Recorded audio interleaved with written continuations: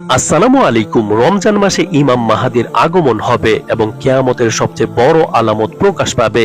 ইমাম ইবনে কাসির রহমতুল্লাহি আলাইহি বলেন, তখন ফল ফলাদিতে প্রচুর বরকত হবে, মানুষের সম্পদ বৃদ্ধি পাবে, ইসলাম বিজয়ী হবে, ইসলামের শত্রুরা পরাজিত হবে এবং সকল প্রকার কল্যাণ বিরাজ করবে এবং তার নাম হবে আমাদের নবী করিম সাল্লাল্লাহু আলাইহি সাল্লামের নামের মতোই এবং তার পিতার নাম হবে আমাদের নবী করিম সাল্লাল্লাহু আলাইহি সাল্লামের পিতার নামের মতোই।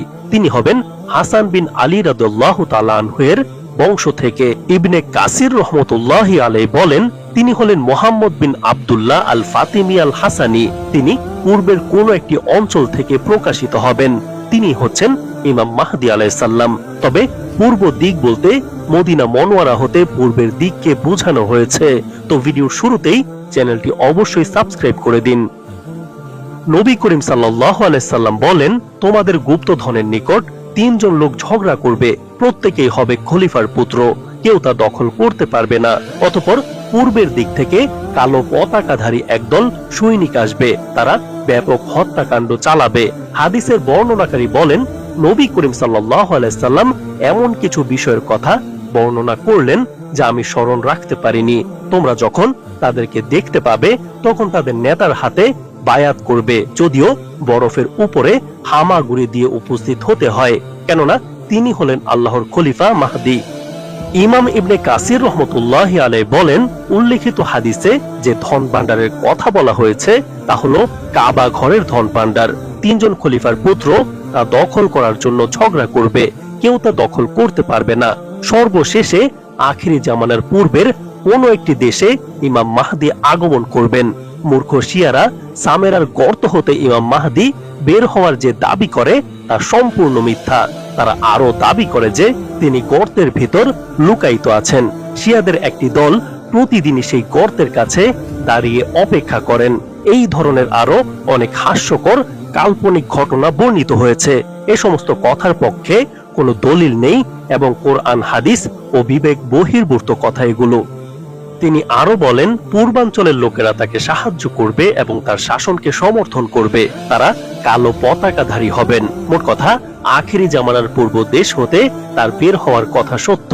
কাবা ঘরের পাশে তার জন্য বায়াত করা হবে। ইমাম মাহদি আগমনের ব্যাপারে অনেক সহিহ হাদিস রয়েছে। কোন কোন হাদিসে প্রকাশ্যভাবে তার নাম উল্লেখ আছে, আবার কোন কোন হাদিসে তার গুণাগুণ উল্লেখিত হয়েছে। তার আগমন সত্য হওয়ার জন্য এই সমস্ত হাদিসই যথেষ্ট। আবু সাইদ খুদরি রাদিয়াল্লাহু তাআলা নবী করিম সাল্লাল্লাহু আলাইহি সাল্লাম হতে বর্ণনা করেন, আখেরি জামানায় আমার উম্মতের ভিতরে মাহাদির আগমন ঘটবে। তার শাসনামলে আকাশ থেকে প্রচুর বৃষ্টিপাত হবে, জমিন প্রচুর ফসল উৎপন্ন করবে। তিনি মানুষের মাঝে সমানভাবে প্রচুর ধন সম্পদ বিতরণ করবেন।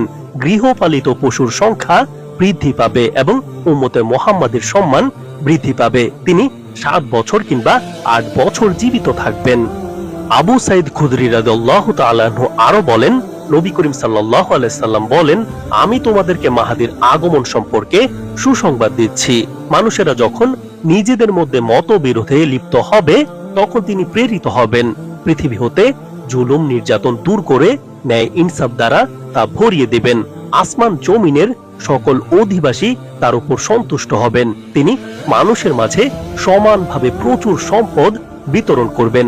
নবী করিম সাল্লাল্লাহু আলাইহি সাল্লাম বলেন, মাহাদি আসবেন আমার বংশধর হতে, তার কপাল হবে উজ্জ্বল এবং তার নাক হবে উঁচু।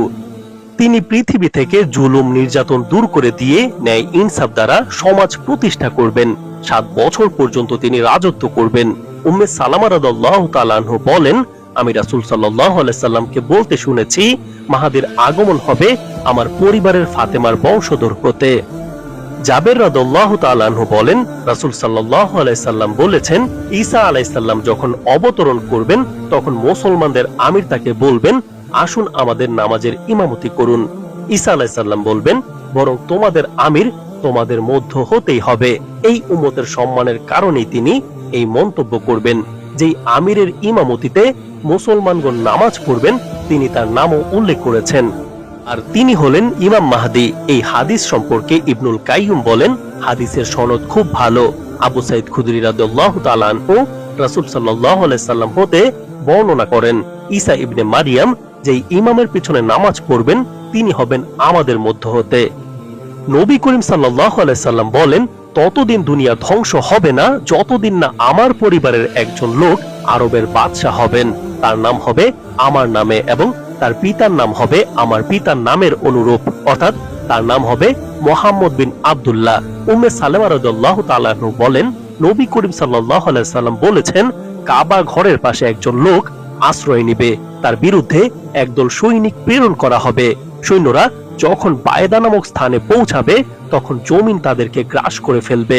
উম্মে সালামা বলেন, আমি রাসূল সাল্লাল্লাহু আলাইহি সাল্লামকে জিজ্ঞেস করলাম, অপছন্দ সত্ত্বেও যারা তাদের সাথে যাবে তাদের কি হবে? উত্তরে নবী করিম সাল্লাল্লাহু আলাইহি সাল্লাম বলেন, যে সহজে জমিন ধসে যাবে তবে কিয়ামতের দিন সে আপন নিয়তের উপর পুনরুত্থিত হবে। মুহাদ্দিসগণ মনে করেন ইমাম মাহদীর আগমন হবে কোন রমজান মাসের মাঝামাঝি সময়ে।